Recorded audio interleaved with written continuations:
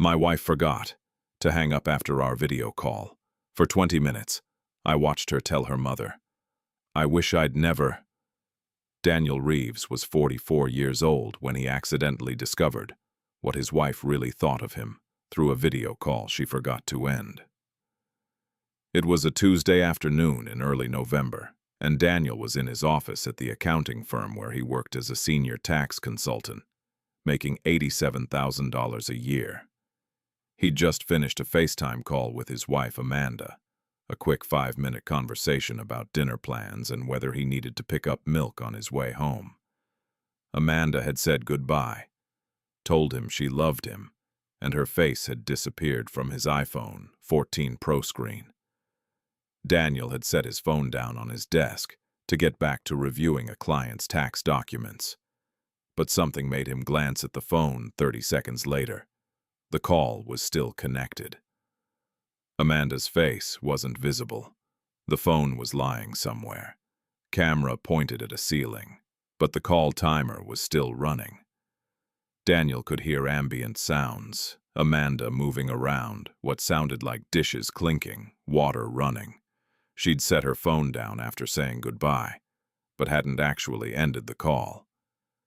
Daniel reached for his phone to hang up, but before he could tap the red button, he heard Amanda's voice clearly. She was talking to someone, her voice slightly muffled by distance, but still audible. "Mom? Yeah, I'm here.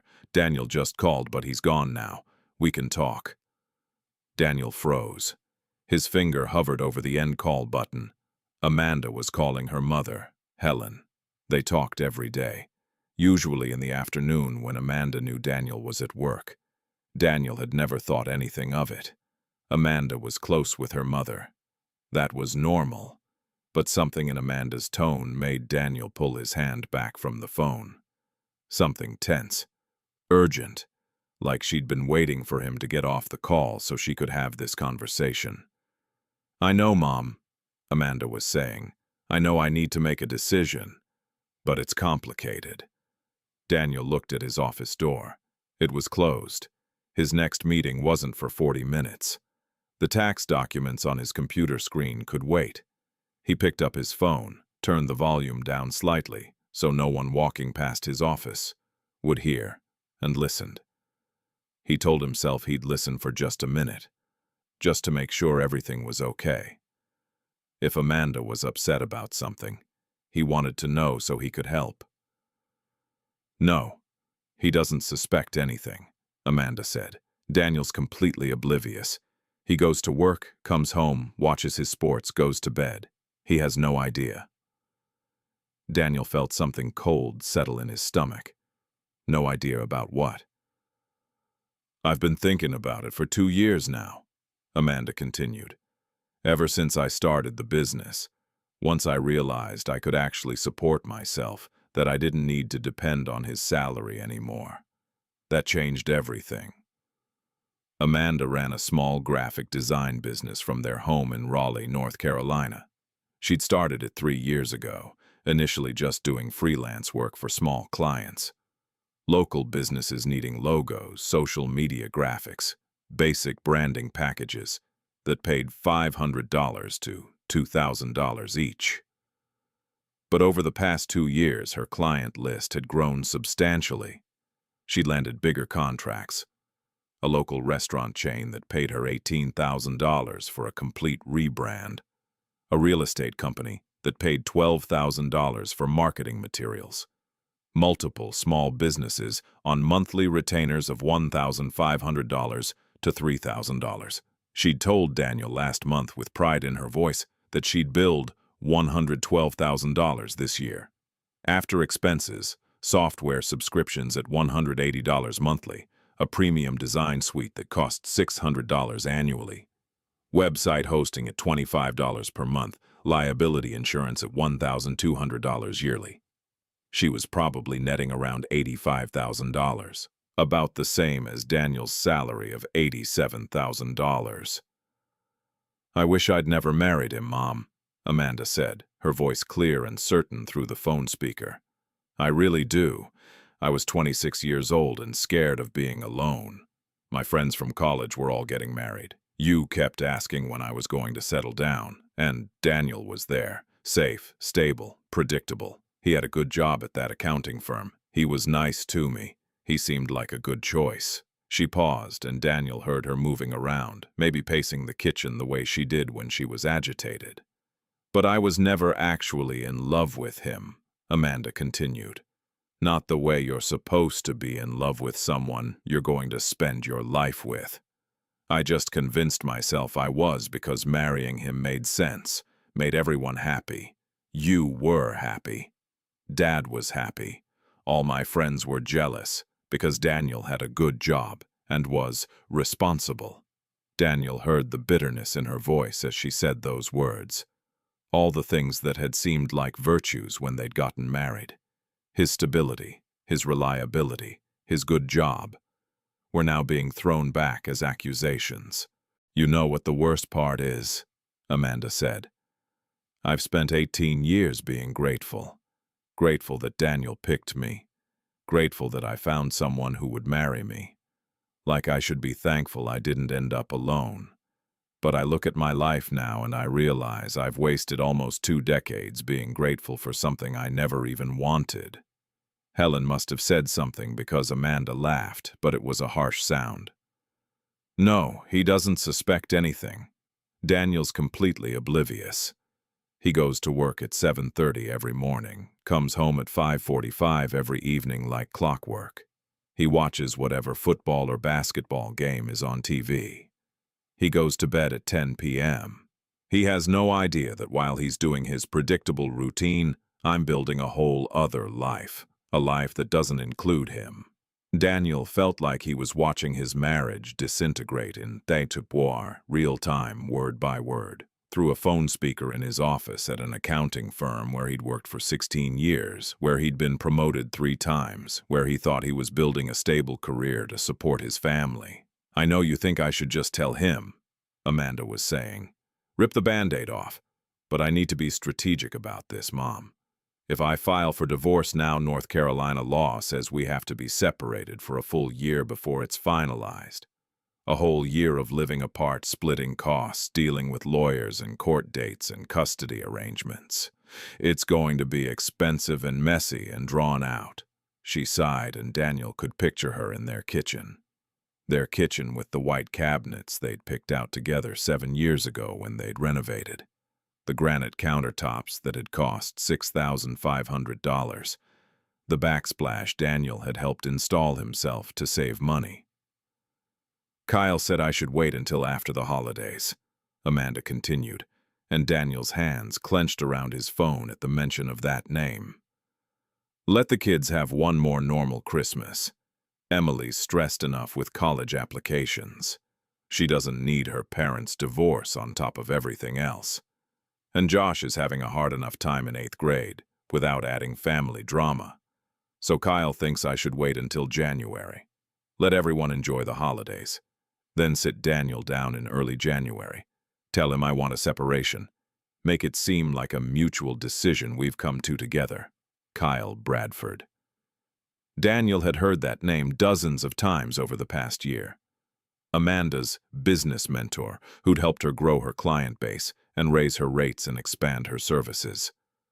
Kyle was 38, divorced himself 3 years ago, drove a Tesla Model S that probably cost $95,000, lived in a luxury condo in downtown Charlotte with floor-to-ceiling windows and a view of the city skyline. Amanda had shown Daniel photos from a networking event she'd attended last month. Photos of her with other local designers and consultants, including Kyle in his expensive suit and designer glasses that probably cost $600 at some boutique eyewear shop. Kyle's been so helpful, Amanda had said, scrolling through the photos. He's really taken me under his wing, professionally. Daniel had smiled and nodded, happy his wife had found a mentor, completely oblivious that there was anything more to it than professional guidance.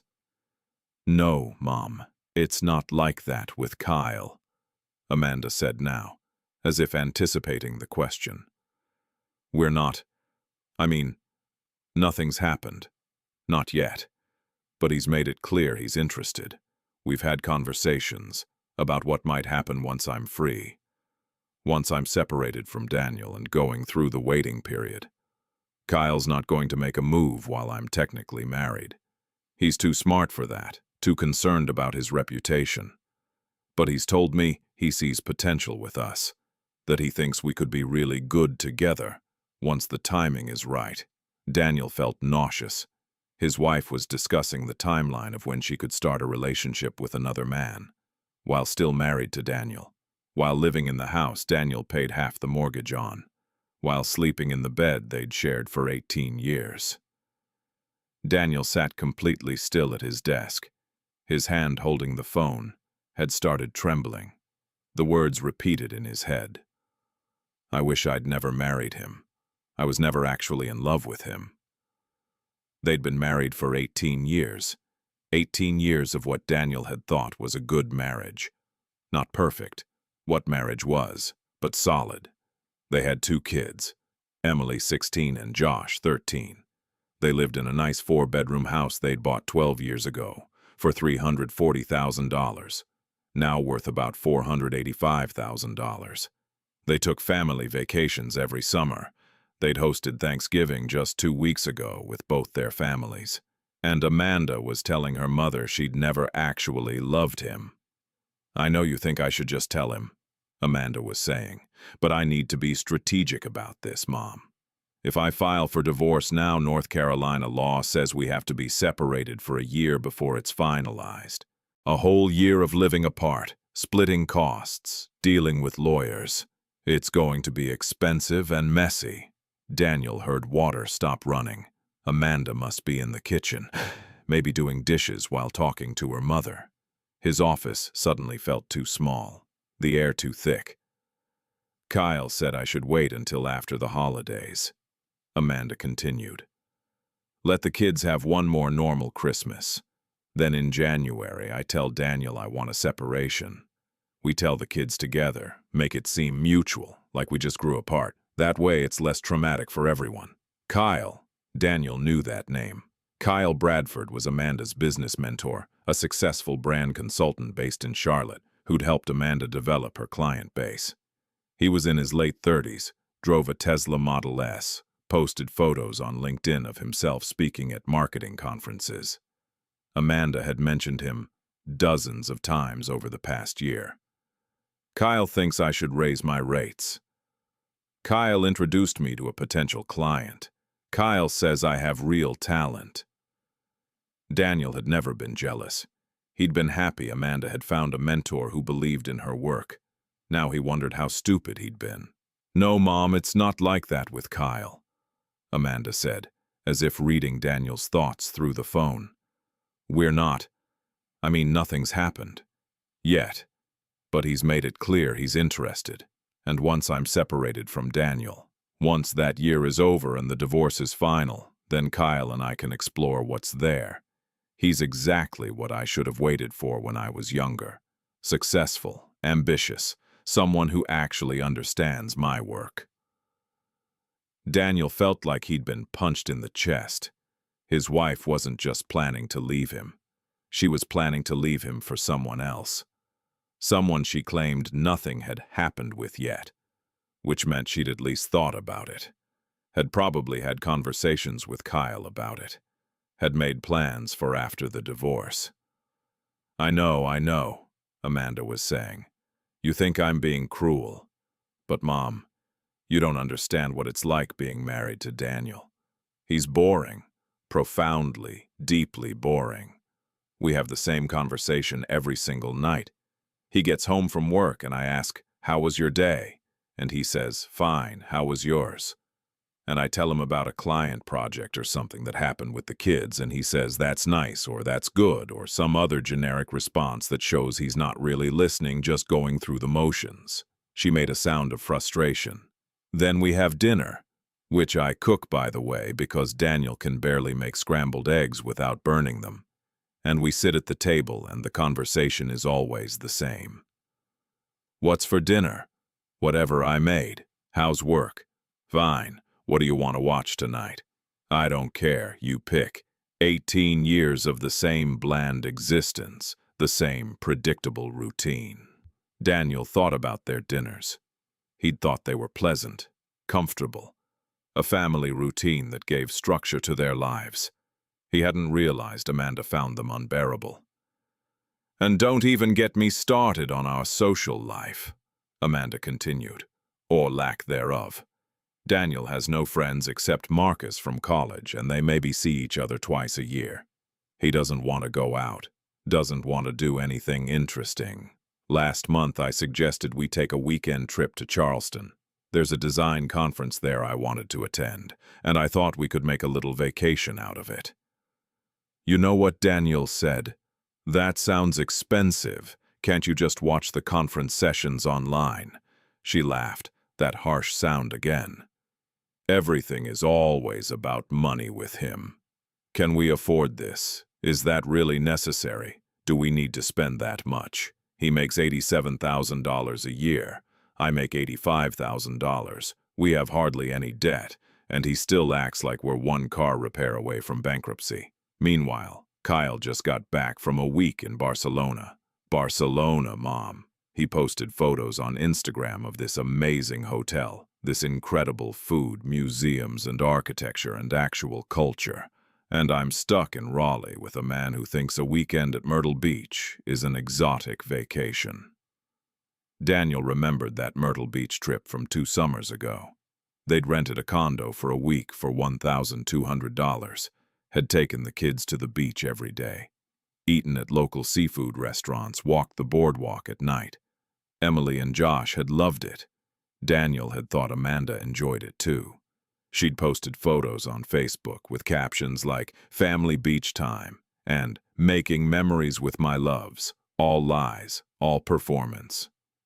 "I look at Kyle's life and I see everything I'm missing," Amanda was saying. "He travels for work, Chicago, Austin, Seattle, New York. He goes to interesting places, meets interesting people, has actual experiences. He makes almost $200,000 a year consulting for major brands. He drives a Tesla Model S that costs more than Daniel makes in a year. He lives in a condo in downtown Charlotte, with a view of the city skyline from his floor-to-ceiling windows." She paused, and when she spoke again, her voice had turned bitter. "And I'm stuck in Raleigh in a 4-bedroom house with beige walls and IKEA furniture, married to a man who thinks Olive Garden is a nice restaurant and considers it splurging when we get the unlimited breadsticks." Daniel and Amanda had gone to Olive Garden for her birthday 2 months ago. It was the Friday closest to her actual birthday, September 22nd, and Daniel had made a reservation for 7 p.m., had told Amanda to dress up, had wanted to make it special. They'd had salad and pasta and that chocolate cake dessert Amanda always ordered. The bill had been $78, including tip. Amanda had thanked him, had said she'd had a lovely time, had posted a photo of them at the restaurant on Facebook with the caption, "Birthday dinner with my favorite person." More lies, more pretending. "The kids will be fine, Mom," Amanda said, and Daniel heard her voice shift, become more defensive. "I know you're worried about Emily and Josh. I'm worried too, but they're going to be okay. Emily's almost ready for college anyway. In 2 years she'll be gone, off at UNC or NC State or wherever she ends up. She'll be living her own life, making her own friends, barely thinking about her parents, except when she needs money or comes home for holidays." Helen must have said something about Josh because Amanda responded, "Josh is 13. Yes, it's not ideal timing, but kids are resilient, Mom. You read about it all the time. Children of divorce who grow up perfectly fine, sometimes even better because they're not living in a household where the parents are miserable. And honestly, don't you think Josh and Emily deserve to see me happy? Actually happy, not just pretending to be content with a life I'm not satisfied with." Daniel thought about his kids. Emily, who was currently stressed about her college applications, had spent last weekend working on her Common App essay, had asked Daniel to proofread it 3 times because she wanted it to be perfect. She was applying to 6 schools: UNC Chapel Hill, NC State, Wake Forest, Duke, a reach, but Daniel had encouraged her to try. Davidson College and UNC Wilmington. The application fees alone were going to cost $450. Daniel had told her not to worry about the cost, to apply wherever she wanted, that they'd figure out the financial aid and scholarships. And Josh, 13 years old and struggling in 8th grade. His math grades had dropped to a C last semester, so Daniel had hired a tutor. $50 per session, twice a week, $400 per month that Daniel paid without complaining, because Josh's education mattered more than money. Josh had started playing trumpet in the school band this year, had needed to rent the instrument for $45 per month. Daniel had taken him to get the trumpet, had sat through the school band concert last week where Josh played Hot Cross Buns slightly off-key, but with such concentration on his face that Daniel had felt his chest tighten with pride, and Amanda was planning to blow up both their lives so she could explore what's there with Kyle Bradford. "I've already talked to a lawyer," Amanda said, and Daniel's attention snapped back to the phone. "Her name is Patricia Morrison. She's supposed to be one of the best divorce attorneys in Raleigh. I had a consultation with her 3 weeks ago. Told Daniel I was meeting with a potential client. Patricia said the process is pretty straightforward in North Carolina. We file for separation. We live apart for a year, then we can finalize the divorce." 3 weeks ago. Amanda had been planning this for at least 3 weeks, probably longer, while Daniel had been going to work, coming home, having those boring conversations Amanda hated, completely oblivious that his wife was consulting divorce attorneys and planning their separation. "Patricia said we'll split assets pretty evenly," Amanda continued. "North Carolina is an equitable distribution state, which means fair division, not necessarily equal, but in practice it usually ends up being close to 50-50 for marriages as long as ours. The house is worth about $485,000 now. We bought it for $340,000 12 years ago, so we've built up decent equity. The mortgage is down to maybe $178,000, so that's about $307,000 in equity to split." Daniel heard papers rustling. Had Amanda actually taken notes during her lawyer consultation? Had she written down the numbers, calculated her share of their marital assets? "Patricia said I'd probably get around $153,000 from the house sale," Amanda said, "plus half of our retirement accounts. Daniel's 401k has about $220,000 in it. Mine has $120,000, so that's $340,000 total to split, meaning I'd get $170,000. And we have about $42,000 in our joint checking and savings, so another $21,000 for me." She was quiet for a moment, apparently doing math. "So, altogether I'd walk away from the marriage with about $344,000. That's enough for a solid down payment on my own place. Maybe a condo downtown, something modern with good light for my home office. Or," she paused, "or maybe Kyle and I will move in together by then. Once his lease is up next summer. We'll see how things develop." Daniel glanced at the call timer on his phone. 14 minutes and 32 seconds. He'd been listening to his wife plan their divorce for almost 15 minutes, and she had no idea he could hear every word. "I know it seems cold, Mom," Amanda said, her voice softer now. "But I've spent 18 years being who Daniel needed me to be. The supportive wife, the good mother, the woman who's content with a quiet suburban life and annual beach vacations and dinners at chain restaurants. I'm 44 years old, and I finally have a chance to be who I actually am. Someone ambitious, someone who wants more than beige walls and IKEA furniture." She paused. Daniel could hear her moving, maybe sitting down. "I wish I'd never married him," Amanda repeated. "I wish I'd been brave enough at 26 to wait for someone like Kyle. Someone exciting. But I can't change the past. I can only control what happens next. And what happens next is I'm going to file for separation in January. Get through the year-long waiting period. finalize the divorce, and start my actual life. Helen must have said something because Amanda laughed. No, I'm not worried about Daniel fighting it. He'll be upset, obviously, but he's not the confrontational type. He'll probably just accept it, hire a lawyer, go through the motions. He's very compliant. It's one of the things that makes him boring, but it'll make the divorce easier. Daniel had heard enough. His hand was shaking so badly he could barely hold the phone steady. 21 minutes now. 21 minutes of listening to his wife demolish their marriage while he sat in his office, unable to do anything except listen. He ended the call, set the phone down on his desk, stared at the tax documents on his computer screen without seeing them. His wife had never loved him, had married him because he was safe and she'd been scared of being alone, had spent 18 years pretending while waiting for a better option, and now she'd found one.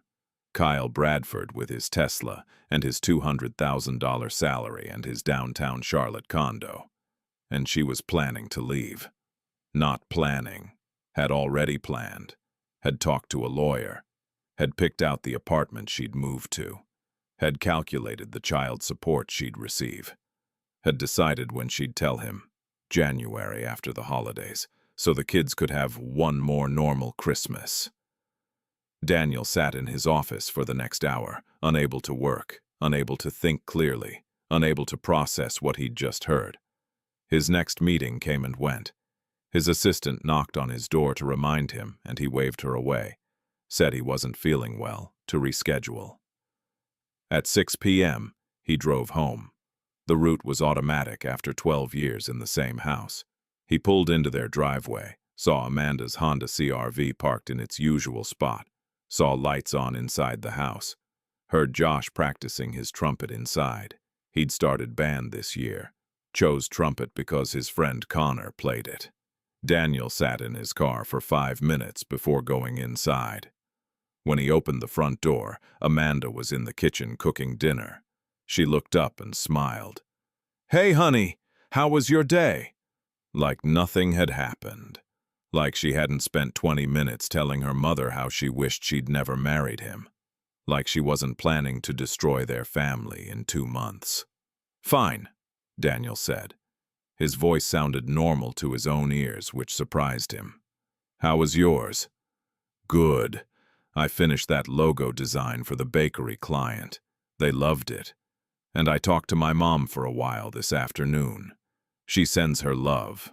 Daniel felt something twist inside his chest. Amanda was such a good liar.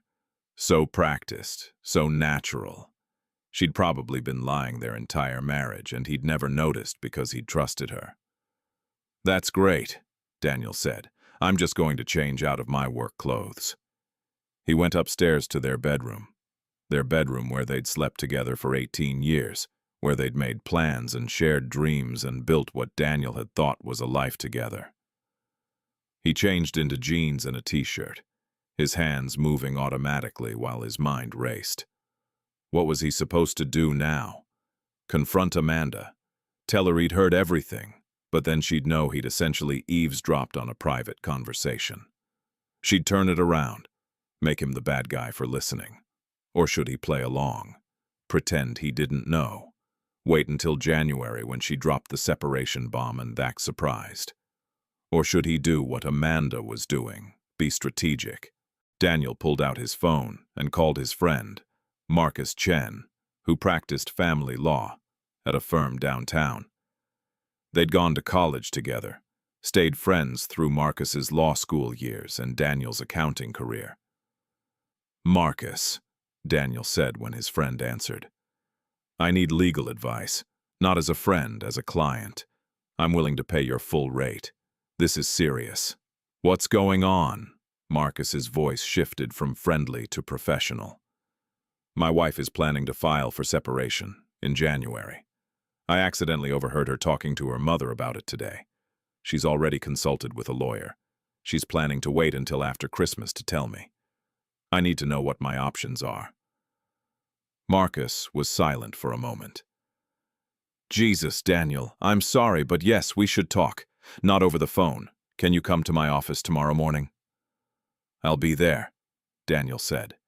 He ended the call and went back downstairs. Had dinner with his family. Talked to Emily about her college applications. Helped Josh with his math homework. Watched Amanda clean up the kitchen while chatting about her day. She mentioned Kyle twice. Once about a client he'd referred to her. Once about a marketing webinar he was hosting next month. Daniel smiled and nodded and played the role of supportive husband while his mind worked through everything he'd heard on that video call. Everything Amanda had said when she thought he couldn't hear her. The next morning, Daniel met with Marcus at his law office. Marcus's firm specialized in divorce and family law, and his office walls were lined with case binders and legal texts. "Tell me everything," Marcus said.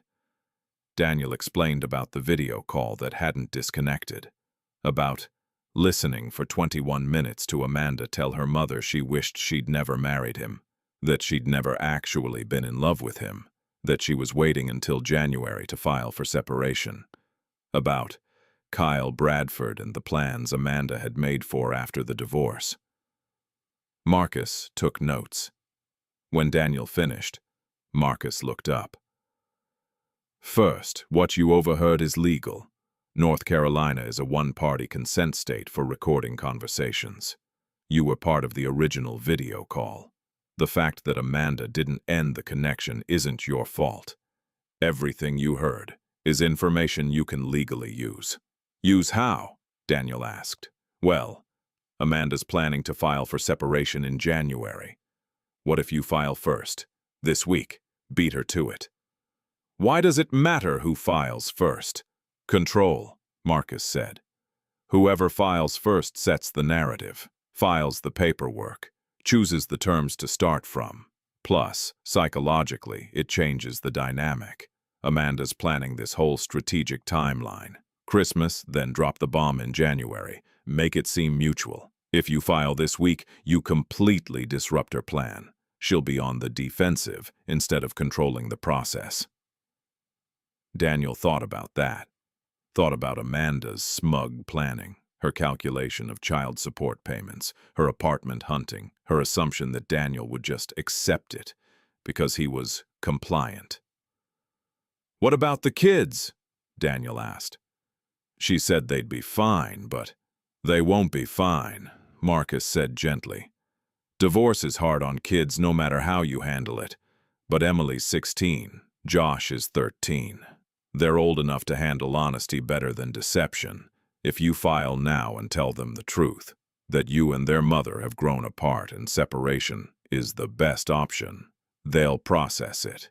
If you wait for Amanda to execute her plan where she makes it seem mutual when it's not, that's deception. Kids sense that stuff." Marcus pulled out a legal pad. "Here's what I recommend. You file for separation this week. We cite irreconcilable differences, request equitable division of assets, establish temporary custody arrangements. In North Carolina, you need to be separated for 1 year before you can finalize the divorce. That gives everyone time to adjust." "What about the house?" Daniel asked. "And the money?" "North Carolina is an equitable distribution state. Assets get divided fairly, not necessarily equally. You've been married 18 years. You both contributed to household income. You'll likely split assets, roughly 50-50. The house equity, retirement accounts, savings.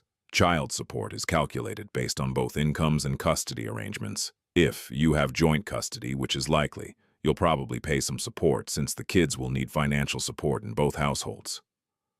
Over the next 3 days, Daniel and Marcus prepared the separation filing. Daniel provided financial documents, bank statements, retirement account balances, mortgage information.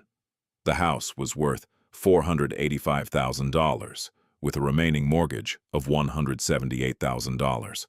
Their joint equity was $307,000. They had retirement accounts totaling $340,000. Daniel's 401k had $220,000. Amanda's IRA had $120,000. They had $42,000 in joint savings and checking accounts. Marcus filed the separation paperwork on Friday. The court documents would be served to Amanda by a process server the following Monday. That weekend was surreal. Daniel went through the motions of normal family life. Saturday morning pancakes, Josh's soccer game, Emily's SAT prep course, Sunday church service, dinner at Amanda's mother Helen's house, where Daniel sat across from Helen knowing she'd been in on Amanda's planning, had heard Amanda say she wished she'd never married him, had probably encouraged Amanda to wait until after Christmas. Monday afternoon, Daniel was at work when his phone rang. Amanda. He let it go to voicemail. 2 minutes later, she called again, then texted, "Call me now." Daniel waited until his next meeting ended, then called her back. "What the hell, Daniel?" Amanda's voice was shaking with rage. "A process server just showed up at our house with separation papers. You filed for separation without even talking to me first." "I heard you," Daniel said quietly. "Tuesday, our video call. You forgot to hang up. I heard 21 minutes of you telling your mother how you wish you'd never married me, how you were planning to file for separation in January, how you've already talked to a lawyer and picked out the apartment you're going to rent, how you're planning a future with Kyle Bradford." Silence on the other end of the line. Amanda started. "Daniel, I can explain." "You don't need to explain," Daniel said. "You were very clear. You never loved me. You married me because you were scared of being alone. You've been waiting for a better option. Now you found one, so I'm giving you what you want. Separation. You said you wanted to wait until January for strategic reasons. I'm being strategic too. I filed first." "Daniel, you don't understand." "I understand perfectly," Daniel said. "You've spent our entire marriage lying to me, pretending to be happy, pretending to love me, going through the motions, and now that you can support yourself financially, you don't need me anymore. So you're leaving. You told your mother the kids would be fine, that they're resilient. So let's tell them together. Tonight. No more pretending, no fake final Christmas, just honesty." "No," Amanda said. "Daniel, please. We can't tell them now. It's November. The holidays are coming. It'll ruin everything." "It's already ruined," Daniel said. "You ruined it when you decided our marriage was just something to endure until you found someone better." "I'm coming home at 6 p.m. We're telling Emily and Josh together, and then we're figuring out living arrangements, because I'm not spending another night pretending I don't know you wish you'd never married me." He ended the call. The separation proceeded over the next several months. Amanda moved to the apartment she'd already picked out, the $1,800 per month two-bedroom, near her clients. Daniel stayed in the house with Emily and Josh, who chose to live primarily with him. Amanda had them every other weekend and Wednesday evenings. The kids struggled. Emily's college applications suffered. She missed deadlines. Her essays were unfocused. Josh's grades dropped. Both of them were angry, confused, hurt. They asked questions Daniel couldn't fully answer without making Amanda the villain, so he kept it vague. "Your mother and I grew apart. Sometimes people change. It's not anyone's fault." But privately, Daniel told them the truth when they asked directly. When Emily said, "Did Mom cheat on you?" Daniel had to answer honestly, "No, she didn't cheat, but she developed feelings for someone else while still married to me." And that, combined with other issues, made it impossible to stay together. The financial settlement took 8 months to negotiate. The house was sold for $492,000. After paying off the mortgage and realtor fees, the remaining equity was $286,000, split equally, $143,000 each. Retirement accounts were divided. Each person kept their own account, but the total value was calculated and offset in other assets. The joint savings was split. Daniel paid child support of $980 per month for Josh until he turned 18. Emily went to college the following fall. NC State, in-state tuition, and both parents contributed to her expenses. Amanda's relationship with Kyle Bradford lasted exactly 4 months after the separation. Apparently, the excitement of an affair wasn't the same as the reality of actually dating. Kyle backed off once Amanda was actually available, told her he wasn't ready for a serious relationship, that he valued their professional connection too much to complicate it with romance.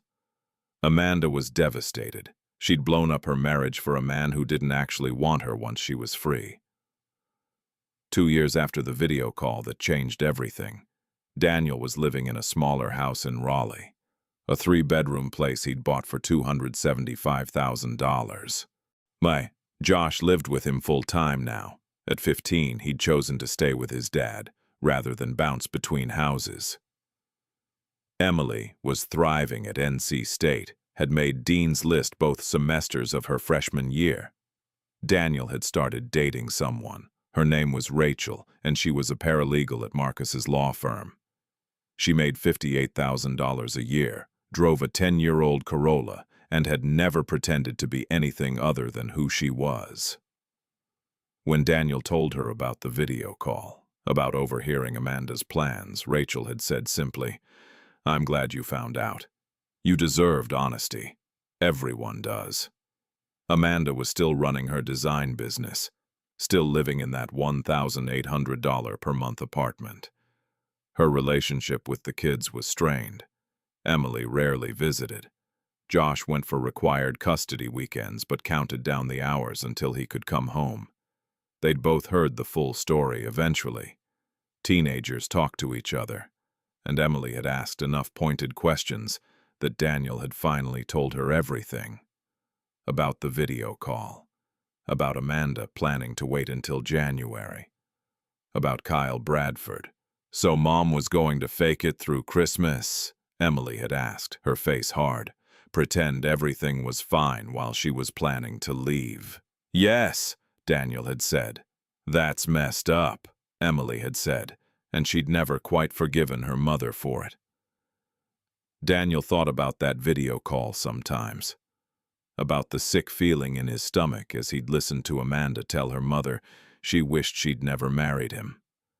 About the 21 minutes that had changed his entire understanding of his life and marriage. He'd learned that sometimes the worst thing that happens to you is also the best thing, because if Amanda's phone had properly disconnected, if he hadn't heard that conversation, he might have spent another 2 months in ignorance, might have had that final Christmas Amanda wanted, pretending everything was fine while she prepared to leave. Might have been blindsided in January when she filed for separation, believing her story that they'd grown apart, mutually. Instead, he'd heard the truth, had time to prepare, had filed first on his terms, had told his kids honestly instead of letting Amanda control the narrative, had gotten out of a marriage where he'd been settled for, not loved, for 18 years. The video call had been a gift, in the cruelest possible wrapping. Rachel was coming over for dinner tonight. She and Josh got along well. Rachel didn't try to be his mother, just treated him like a person worth talking to. She and Daniel were taking things slowly, building something real based on honesty instead of settling or convenience.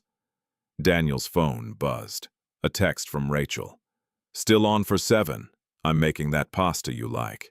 Daniel smiled. Texted back, "Perfect. See you then." He thought about Amanda, alone in her apartment, her relationship with Kyle long over, her kids distant, her carefully laid plans all fallen apart. And he felt something like peace. She'd said she wished she'd never married him. 18 years too late, Daniel had come to agree. He wished they'd never married too. Wished he'd found someone who actually loved him instead of someone who'd settled until she could do better. But at least now he knew the truth. And truth, however painful, was always better than living a lie. If you enjoyed this story, like this video and leave a comment telling me what you thought. And if you're not already subscribed to the channel, please subscribe and hit the notification bell to get alerts for new stories like this one. Thanks for watching, and I'll see you next time.